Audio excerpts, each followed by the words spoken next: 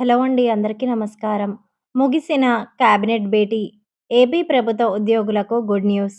పూర్తి వివరాల గురించి మనమిప్పుడు ఈ వీడియోలో తెలుసుకుందాము. వీడియోని ఎక్కడ గూడా స్కిప్ చేయకుండా చివరి వరకు చూడండి.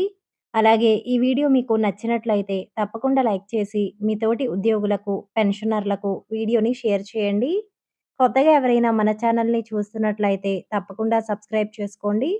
ఇక వివరాల్లోకి వెళ్ళినట్లయితే ఆంధ్రప్రదేశ్ రాష్ట్ర ముఖ్యమంత్రి గారి అధ్యక్షతన జరిగిన మంత్రివర్గ సమావేశంలో రాష్ట్ర ప్రభుత్వ ఉద్యోగులకు మరియు ప్రజలకు ఎంతో మేలు చేకూర్చే పలు సంచలన నిర్ణయాలకు ఆమోదముద్ర వేశారు. ఈ కేబినెట్ భేటీలో ప్రధానంగా ప్రభుత్వ రంగ సంస్థలు, వివిధ సొసైటీలు, కార్పొరేషన్లు మరియు గురుకుల విద్యాలయాల్లో పనిచేస్తున్న వేలాది మంది ఉద్యోగులకు పదవీ విరమణ వయస్సును 62 ఏళ్లకు పెంచుతూ ప్రభుత్వం చారిత్రాత్మక నిర్ణయం తీసుకుంది.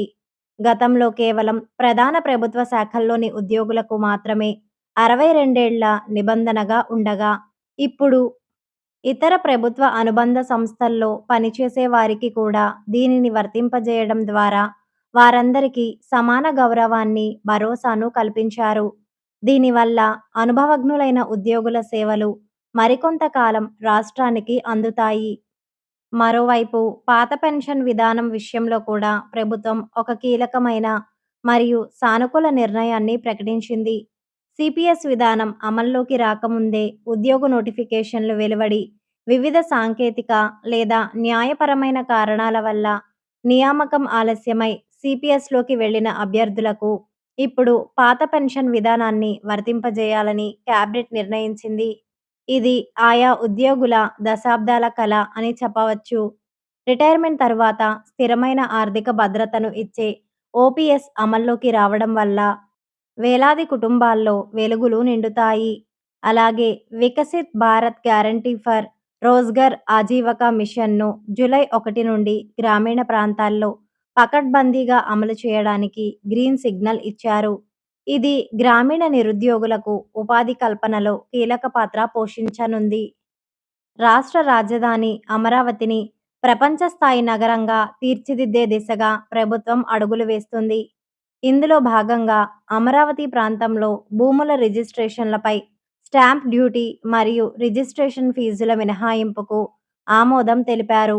దీనివల్ల రాజధాని ప్రాంతంలో పెట్టుబడులు పెరగడంతో పాటు భూముల విలువ కూడా క్రమబద్ధీకరించబడుతుంది.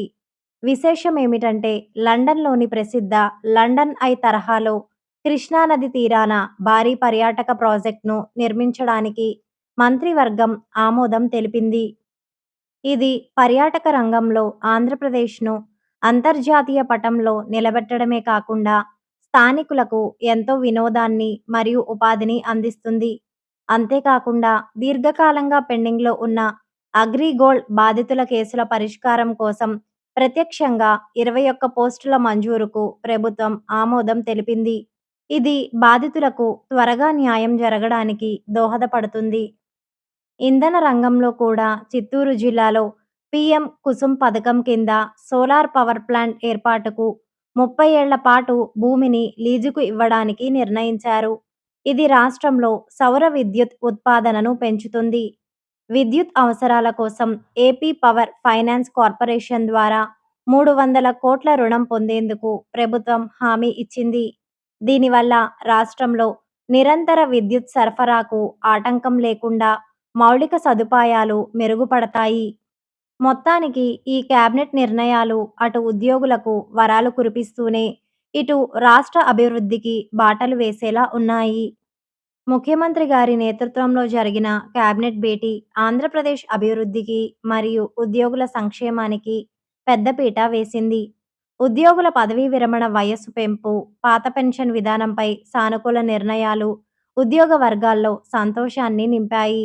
అలాగే అమరావతిలో పర్యాటక ప్రాజెక్టులు, విద్యుత్ రంగ సంస్కరణలు మరియు గ్రామీణ ఉపాధి పథకాల ద్వారా రాష్ట్ర ఆర్థిక వ్యవస్థను బలోపేతం చేసే దిశగా ప్రభుత్వం కీలక అడుగులు వేసింది. ఈ వీడియో గనుక మీకు యూస్‌ఫుల్‌గా ఉంటే తప్పకుండా లైక్ చేసి మీ తోటి ఉద్యోగులకు, పెన్షనర్లకు వీడియోని షేర్ చేయండి. కొత్తగా ఎవరైనా మన ఛానల్‌ని చూస్తున్నట్లయితే తప్పకుండా సబ్స్క్రైబ్ చేసుకోండి. Thanks for watching.